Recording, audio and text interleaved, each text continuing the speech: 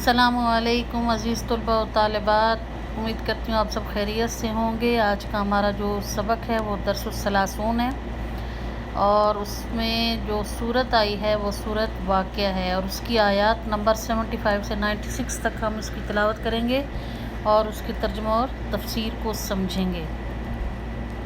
सूरह वाक़िया के बारे में मैं आपको थोड़ा सा बता दूँ। सूरह वाक़िया जो है इसमें क़यामत के मुतल्लिक़ बहुत ज़्यादा ज़िक्र किया गया है और जन्नत और जहन्नुम वाले लोगों का ज़िक्र किया गया है।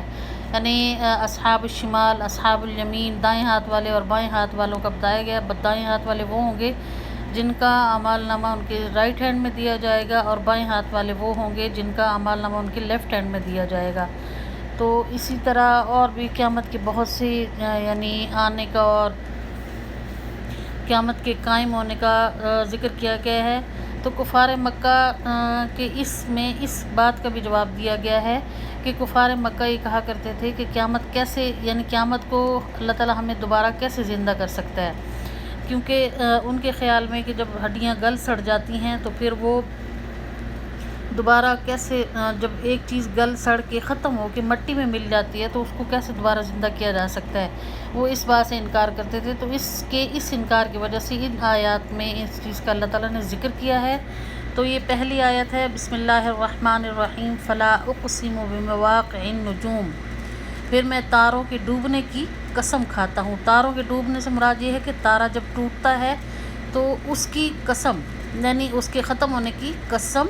वइन्नहु लक़समुन लौ तअलमून अज़ीम, बेशक अगर ये समझो तो बहुत बड़ी कसम है। यानी तारों की कसम खाने का मकसद ये है। इसके बारे में तफसीर में मैंने जो पढ़ा उसमें हुज़ूर अकरम सल्लल्लाहु अलैहि वसल्लम ने एक बार बारिश जब हो रही थी तो आपने फरमाया कि बारिश के आने से कुछ लोगों का ईमान बढ़ जाता है और कुछ लोगों का ईमान जो है वो यानी वो कुफ्र में बढ़ जाते हैं और कुछ लोग अपने इस्लाम में बढ़ जाते हैं। वो इस तरह जब सहाबा कराम ने पूछा तो उन्होंने कहा कि कुफ़ार मक्का का ये अकीदा था कि जब बारिश होती तो वो कहते थे कि फ़लाँ तारा जो है वो टूटा है, तो उसके टूटने की वजह से ये जो बारिश आई है, तो मीन्स कि वो इस तरह का उनका अकीदा था। जब वो बातिल बातें करते थे और ये कसम खाते थे कि फ़लाँ तारा टूटा है तो ये बारिश आई है, यानी एक तो उन्होंने झूठी कसम खाई, दूसरा उन्होंने गलत बातिल बात की, झूठी बात की, तो वो अपने कुफ्र में बढ़ गए। और दूसरा वो लोग जो कि कहते हैं बारिश को अल्लाह ताला की रहमत समझ के शुक्र अदा करते हैं, तो वो अपने ईमान में बढ़ गए। और जब बारिश आए तो उस वक़्त ये वाली दुआ पढ़नी चाहिए, अल्लाहुम्मा ला तुहलिकना बिअज़ाबिका व आफ़िना क़ब्ल ज़ालिक। ये वाली वो दुआ है जब बारिश के वक़्त में पढ़ी जाए और अल्लाह ताला से उसकी भलाइयाँ मांगी जाएँ, यानी बारिश जब हो रही हो तो उसकी भलाइयाँ मांगी जाएँ। और जिस वक़्त आप लोग आसमान पे सितारे को टूटता हुआ देखें, ये वो ऐसे होता है जैसे यूँ थोड़ा सा आगे जाके सितारा अपनी जगह से मूव करता है और थोड़ा सा आगे जाके वो ख़त्म हो जाता है। तो उस वक़्त ला हौला वला कुव्वता इल्ला बिल्लाहिल अलिय्यिल अज़ीम पढ़ा करें, क्योंकि जो हमने पढ़ा वो यही था कि शैतान जो होते हैं ये पीछे घूमते रहते हैं और वो एक दूसरे पर बैठते बैठते आसमान दुनिया तक पहुंच जाते हैं। वहाँ पर फरिश्ते अल्लाह ताला को अपना हमारा जो दिन की कार्रवाई होती है वो बता रहे होते हैं, तो वो सुनने की कोशिश करते तो उन्हें वो जहन्नुम के अंगारों से उठाकर मारते हैं। तो वो हमें सितारा टूटता हुआ नज़र आता है, क्योंकि सितारे, चाँद, सूरज और जितने भी खला के अंदर जितना जो कुछ भी है वो सारे का सारा यही है, यही जहन्नुम की आग से बनाए गए हैं। तो वो हमें यूँ फील होता है जैसे सितारा टूटा है।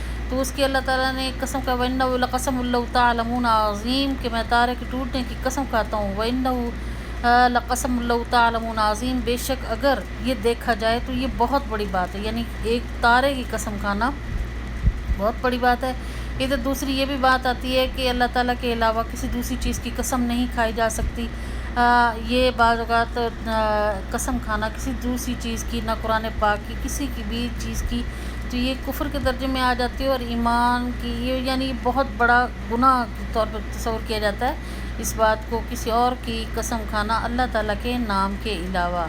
इन्नहु लक़ुरआनुन करीम, बेशक ये कुरान इज़्ज़त वाला है, बड़ी शान वाला है। अल्लाह ताला ने इसको फरमाया है कुरान मजीद के मुतल्लिक़ कि ये कुरान बहुत इज़्ज़त मर्तबे वाला है, शान वाला है। फ़ी किताब मकनून, ये एक पोशीदा छुपी किताब में लिखा हुआ है।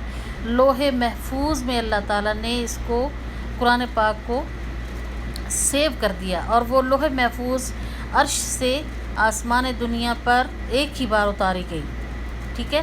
اس کے بعد جب آہستہ آہستہ تھوڑا تھوڑا کر کے احکامات کی یا موقع کے حساب سے اللہ تعالیٰ نے آیات کو اتارا، کئی سالوں میں اسی طرح سلسلہ چلتا رہا اور یہ قرآن پاک مکمل ہوا۔ تو یہ پوشیدہ کتاب وہ ہے لوح محفوظ، جس میں اللہ تعالیٰ نے قرآن پاک کو سیو کر کے رکھ دیا ہے۔ تو لا یمسہ الا المطہرون، اس کتاب کے بارے میں فرمایا گیا کہ اس کو پاکیزہ لوگ صرف چھو سکتے ہیں۔ پاکیزہ ناپاک لوگوں میں ایک تو کافر آ گئے، مشرک آ گئے، یعنی بعض لوگ ایسے ہوتے ہیں نا، جو بے دین لوگ، یہ کافر لوگ ایسے ہوتے ہیں، وہ بھیس بدل کے قرآن پاک کو ٹچ کرنے کی کوشش کرتے ہیں، یا دوسری جو ہماری کو تفسیر کی جو بکس ہیں یا جو احادیث کی بکس ہیں ان کو ٹچ کرنے کی کوشش کرتے ہیں۔ صحیح بخاری ہے اور قرآن پاک، یہ ایسی کتابیں ہیں جن کو اگر حائضہ عورت، یعنی یہ جو منتھلی پرابلم ہوتی ہے فیمیل کی، یہ اس کنڈیشن میں قرآن پاک کو ڈائریکٹ ٹچ نہیں کر سکتے۔ اگر اس کو پڑھنا، یعنی اس صورت میں قرآن پاک پڑھا جائے جب اس کا پڑھنا بہت ضروری ہو، یعنی اگر تفسیر کی کلاسز لی جا رہی ہیں اس وقت، یا قرآن پاک حفظ کیا جا رہا ہے، یا ناظرہ کیا جا رہا ہے اس وقت، یا پھر کچھ بھی، یعنی اس کو پڑھانا مقصد ہو، قرآن پاک کو پڑھانا، کسی اور دوسرے کو پڑھانا ہو، اور وہ کنڈیشن ہو منتھلی روٹین والی، تو پھر اس میں یہ طریقہ ہوگا کہ پاک کپڑا لیں، اس میں قرآن پاک کو لپیٹیں، اور ایک پینسل لیں، گلاؤز پہنیں، اور وہ پینسل کی مدد سے نومینیٹ کریں جو آیت ہو، اس پر اشارہ کریں۔ تو اس میں اعوذ باللہ پڑھنا ہے، بسم اللہ نہیں پڑھنا۔ دوسرا تو پہلے تو یہ کنڈیشن ہو گئی۔ دوسرے وہ لوگ جو کہ جنبی ہیں اور دیوانہ لوگ، یعنی جو شراب وغیرہ یا جو ایسی چیزیں استعمال کرتے ہیں جس سے ان کا دماغ معوف ہو جاتا ہے، وہ اس وقت تک نہ تو نماز کے قریب جا سکتے ہیں اور نہ ہی وہ قرآن پاک کو ٹچ کر سکتے ہیں۔ قرآن پاک میں بھی اللہ تعالیٰ نے فرما دیا، یا ایھا الذین آمنوا لا تقربوا الصلاۃ وانتم سکارا، یعنی تم نماز کے قریب بھی نہ جانا اس حال میں کہ جب تک تم نشے کی حالت میں ہو۔ یا ظاہر ہے قرآن پاک کو بھی وہ اس صورت میں ہاتھ نہیں لگا سکتے۔ اور دوسرا، کافر و مشرک لوگ تو بالکل بھی قرآن پاک کو ہاتھ لگا نہیں سکتے، ان کی قرآن پاک کو ہاتھ لگانے کی شرط ہی اسلام میں داخلے کی شرط ہے، یعنی وہ ناپاک لوگ ہیں، جو اسلام کو قبول نہیں کرتے وہ لوگ ناپاک ہیں۔ اور مسلمان جب ہم نے پڑھنا ہو قرآن پاک تو اس کو پڑھنے کے لیے وضو کرنا ضروری ہے، اور عزت اور احترام اور ادب کے ساتھ اس کا پڑھنا بہت ہی ضروری ہے۔ کیونکہ تنزیل من رب العالمین، اللہ تعالیٰ اپنی اس بات کے پچھلی بات کے ساتھ اس کا ربط آ رہا ہے پچھلی آیات کے ساتھ، کہ اللہ تعالیٰ خود فرما رہے ہیں تنزیل من رب العالمین۔ کیوں؟ اس لیے کہ اللہ رب العالمین نے اس کو نازل کیا ہے، دونوں جہانوں کے رب نے اس کو نازل کیا ہے، اور یہ ایک کسی انسان کی کتاب نہیں ہے لکھی ہوئی۔ کسی بھی انسان کی لکھی ہوئی کتاب جو ہوتی ہے وہ تھوڑے عرصے کے بعد یا تو ختم ہو جاتی ہے، یا پھر اس میں کتنی ہی چینجنگ آ جاتے ہیں، یا اسی کی کاپی بننا شروع ہو جاتی ہے۔ لیکن قرآن پاک واحد ایسی کتاب ہے جس کی حفاظت کا ذمہ اللہ تعالیٰ نے اپنے ذمہ لیا، انا نحن نزلنا الذکر وانا لہ لحافظون، کہ ہم نے اس قرآن پاک کو اتارا ہے اور ہم اس کی حفاظت کرنے والے ہیں۔ جس کی حفاظت کا ذمہ اللہ تعالیٰ کی ذات لے لے، وہ کسی انسان کے بس کی بات نہیں ہوتی اس میں کچھ زیر زبر یا کچھ الفاظ یا اس کی میننگز یا میں تبدیلی کر سکے۔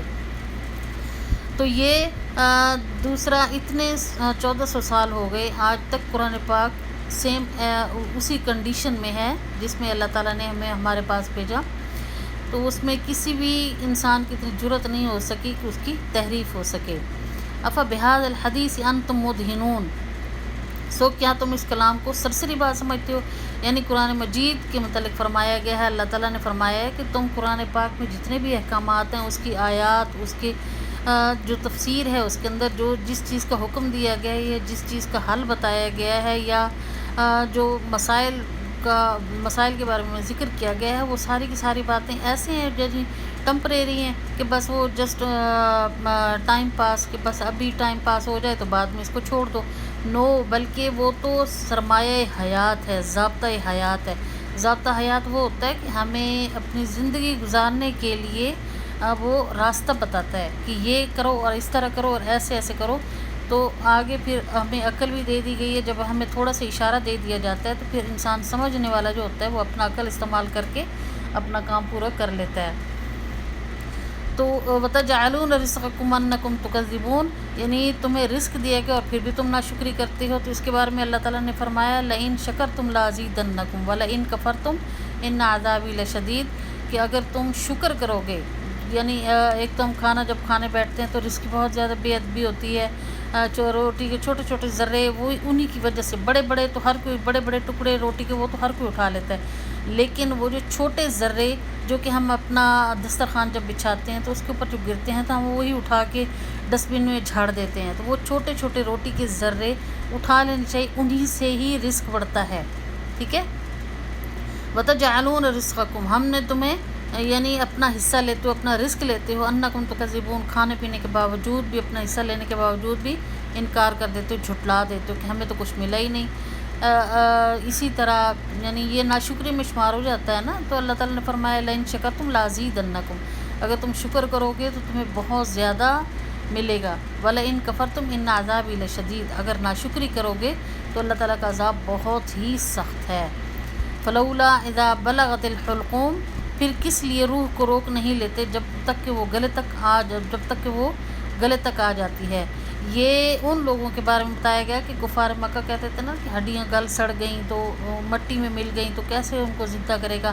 کسی بھی انسان کی ڈیڈ باڈی جب قبر میں رکھ دی جاتی ہے تو تقریباً ان 1 ویک وہ کیڑا اللہ تعالیٰ کی قدرت سے اس کے اندر پیدا ہو جاتا ہے جو پورا جسم کھا جاتا ہے. وہ کھانے کے بعد وہ کیڑا خود بھی مٹی بن جاتا ہے، اور وہ اس کا یہ کام ہوتا ہے کہ وہ جو ہمارے اندر جتنا بھی جو کچھ ہوتا ہے وہ سارا کچھ کھانے کے بعد اس کو یعنی اس کا کھانا ہی مٹی میں کنورٹ کرنا ہوتا ہے. تو وہ مٹی میں کنورٹ کرتا جاتا ہے اور کھاتا جاتا ہے. تو یہ اللہ تعالیٰ کی قدرت ہے. پھر اس کے بعد جب وہ سارا کھا لیتا ہے تو پھر وہ خود بھی مٹی میں مٹی بن جاتا ہے.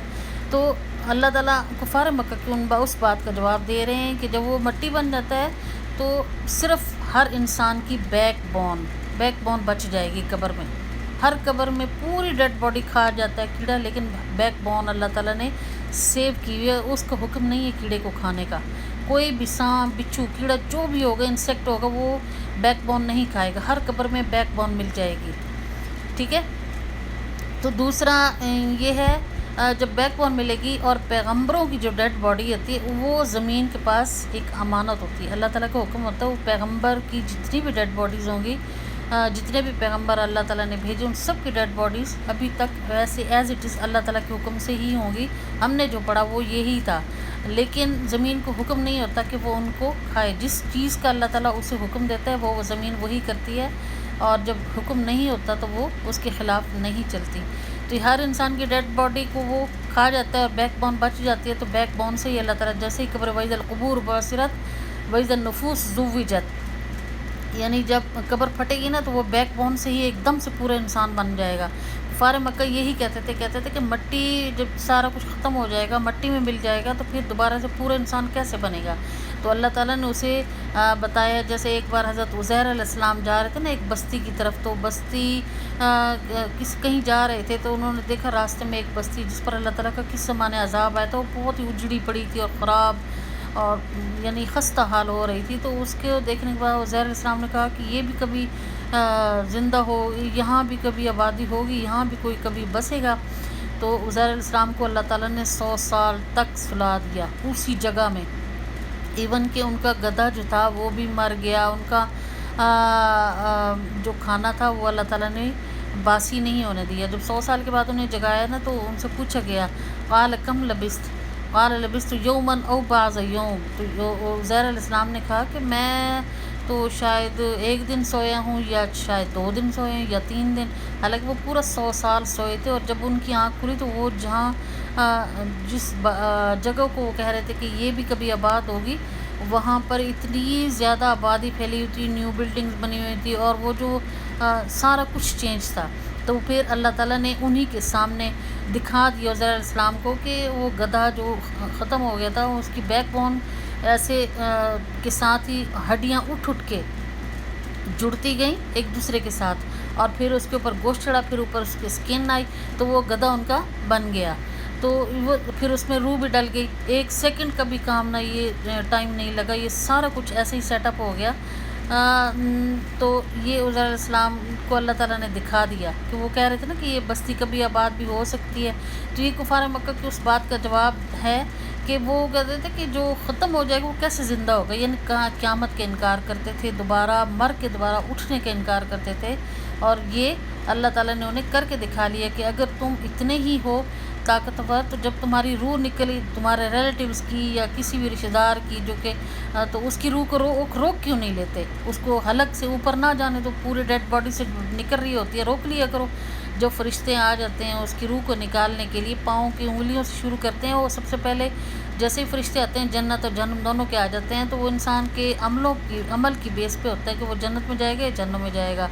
تو وہ جیسے ہی آتے ہیں تو سب سے پہلے پاؤں کی انگلیوں پر اللہ تعالیٰ کی ذکر کی مٹھاس چکھتے ہیں، اگر پاؤں کی انگلیوں میں نہ ہو تو اسی طرح ہر جوائنٹ سے وہ چکھیں گے، پھر ہاتھوں کی انگلیوں سے، پھر یہ ناک سے، پھر یہ پیشانی سے، پھر ہونٹوں سے، زبان سے یہ چکھیں گے۔ اگر ان میں سے کسی بھی چیز پر اللہ تعالیٰ کی ذکر کی مٹھاس نہ ہو تو پھر وہ ایک جوائنٹ سے دوسرے جوائنٹ تک روح کو لے کے جا کے روک لیتے ہیں اور جہنم کے گرز سے مارتے ہیں، یعنی بہت ہی تکلیف دے کر اس کو نکالتے ہیں۔ ویسے بھی عام انسان کے جو جتنا مرضی نیک ہو، لیکن موت کی سختی اتنی سخت ہے کہ انسان کے اندر سارا کچھ ٹوٹ جاتا ہے، اور یہ اتنی سخت ہے کہ برداشت سے باہر ہے۔ اگر ہم اپنے آنکھوں کے سامنے وہ فرشتے دیکھ لیں، وہ سارا کچھ دیکھ لیں، تو جو فوت ہونے والا ہے وہ تو ہو ہی رہا ہے، لیکن دوسرے جو دیکھ رہے ہوں گے وہ ان کی بھی ہمت نہیں پڑے گی کہ وہ اس کو قبرستان میں جا کر دفنا دیں۔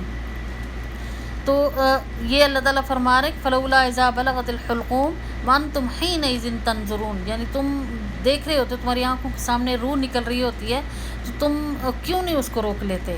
اس کو روک لیا کرو، نہ جانے دیا کرو۔ جب طاقتور جو بنتے ہو، جب قیامت کا بھی انکار کرتے ہو، اللہ کا بھی انکار کرتے ہو، کہتے قیامت بھی نہیں آئے گی، اللہ بھی نہیں ہے، یعنی اللہ تعالیٰ ہے لیکن اللہ کو رب نہیں مانتے تھے، یہ نہیں کہتے تھے کہ اللہ نہیں ہے۔ وَلَئِن سَأَلْتَهُم مَّنْ خَلَقَ السَّمَاوَاتِ وَالْأَرْضَ لَيَقُولُنَّ اللَّهُ، کہ کافر جن سے بھی مرضی دنیا کے جس انسان سے بھی سوال کر لیں، چاہے وہ اسلام کے اندر ہو یا اسلام سے باہر ہو، تو وہ ضرور وَلَئِن سَأَلْتَهُم مَّنْ خَلَقَ السَّمَاوَاتِ وَالْأَرْضَ، کہ اگر تم ان سے سوال کرو کہ کس نے پیدا کیا ہے زمین اور آسمان کو، تو وہ کہے گا لَيَقُولُنَّ اللَّهُ، ضرور وہ کہے گا اللہ تعالیٰ نے پیدا کیا۔ اللہ کی ذات سے انکاری نہیں ہے، لیکن وہ اپنی عادت سے مجبور ہیں، انہیں اپنے آباء و اجداد کے بتوں کو عزیز رکھنا ہے، اور اس وجہ سے انہیں خدا کا درجہ دیا ہوا ہے۔ تو اللہ تعالیٰ نے انہیں فرما دیا کہ تم جب اتنے ہی پاورفل بنتے ہو تو پھر اپنے روح کو، دوسروں جو روح نکل رہی ہوتی ہے تمہارے سامنے سے، اس کو روک لیا کرو، نہ جانے دیا کرو۔ وَنَحْنُ أَقْرَبُ إِلَيْهِ مِنْكُمْ وَلَٰكِن لَّا تُبْصِرُونَ، پھر اللہ تعالیٰ فرماتے ہیں کہ ہم زیادہ قریب ہیں، نَحْنُ أَقْرَبُ إِلَيْهِ مِنْ حَبْلِ الْوَرِيدِ، کہ ہم ہر انسان کی شہرک، یہ شہرک کتنی ہمارے کلوز ہے، بالکل گردن کے ساتھ چپکی ہوئی ہے، تو یہ اس سے بھی زیادہ اللہ تعالیٰ کلوز ہے ہر انسان کے، لیکن ہمارے جو یاد کرنے کا انداز ہے نا وہ ڈیفرنٹ ہے۔ جو چیز ہمارے پاس ہوتی ہے اس کو ہم یاد نہیں کرتے، جو چیز دور ہوتی ہے اس کے پیچھے ہم بھاگتے ہیں۔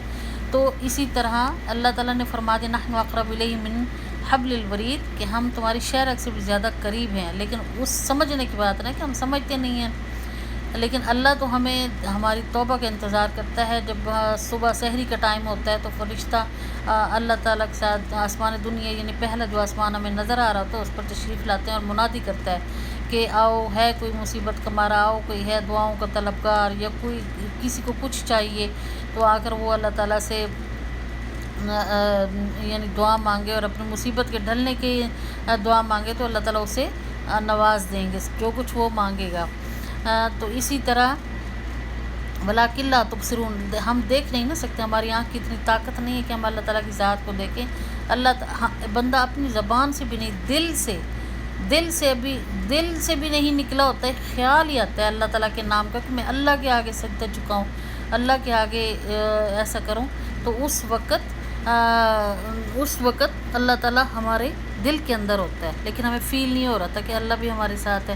اچانک سے ہم پر کوئی مصیبت آنے والی ہوتی ہے، ہم کسی ایکسیڈنٹ سے بچ جاتے ہیں، کوئی نقصان سے بچ جاتے ہیں، تو اچانک سے کہتے ہیں نا اللہ نے ہمیں بچا لیا، تو وہ اللہ دیکھ رہا ہوتا ہے تو ہمیں بچاتا ہے، نہ دیکھتا تو کیسے بچاتا۔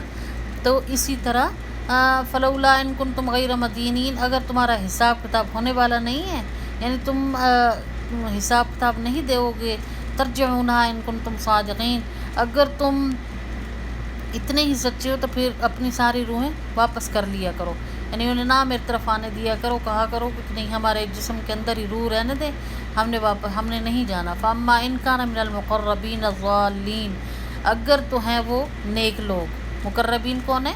نیک لوگ، قیامت کے دن جب آئے گی تو وہ مقربین میں سے ہوں گے، اگر وہ مقربین میں سے ہے فروح و ریحان و جنت نعیم، روح خوشبو ہے ریحان کی، یعنی وہ خوش ہوں گے، اور جنت ریحان خوشبو میں ہوں گے، اور نعمتوں والی جنت میں ہوں گے، عیش کریں گے، عیش کے باغ ہوں گے، خوشبوؤں میں کھیلیں گے کودیں گے۔ وَأَمَّا إِن كَانَ مِنْ أَصْحَابِ الْيَمِينِ، اگر تو وہ ہیں بائیں ہاتھ والے، لیفٹ ہینڈر، اگر تو وہ لیفٹ ہینڈر ہیں، یعنی ان کے اعمال نامے ان کے لیفٹ ہینڈ میں دیے گئے ہیں، تو وہ داہنے ہاتھوں والے میں سے ہیں۔ فسلام اللہ من اصحاب، یعنی واما ان کان من اصحاب الیمین، اگر تو وہ داہنے ہاتھ یعنی رائٹ ہینڈ والے ہیں، فسلام اللہ من اصحاب الیمین، تو اللہ تعالیٰ نے ان دائیں ہاتھ والوں کو سلامتی دی ہے، سلام پیش کیا ہے، تو اے شخص تو جو داہنے والے ہاتھوں میں سے ہے تجھ پر سلام ہو۔ وَأَمَّا إِن كَانَ مِنَ الْمُكَذِّبِينَ الضَّالِّينَ، اگر تو جھوٹ بولنے والے میں سے ہیں یا گمراہ کرنے والوں میں سے ہیں، تو فنزل من حمیم، ان کی مہمان نوازی کس سے ہوگی؟ کھولتے ہوئے پانی سے ہوگی، اور تسلیت جہیم، اور جہنم کے ٹھکانے میں ڈال دیا جائے گا۔ ان ھذا لہو حق الیقین، بے شک یہ سچ ہے۔ فسبح بسم ربک العظیم، اپنے رب کے نام سے تسبیح پڑھ جو بہت بڑی عظمت والا ہے۔ امید کرتی ہوں کہ آپ سب کو میرا سبق سمجھ آ گیا ہوگا، اگر کسی چیز کی سمجھ نہ آئے تو آپ پوچھ سکتے ہیں۔ والسلام علیکم ورحمۃ اللہ وبرکاتہ۔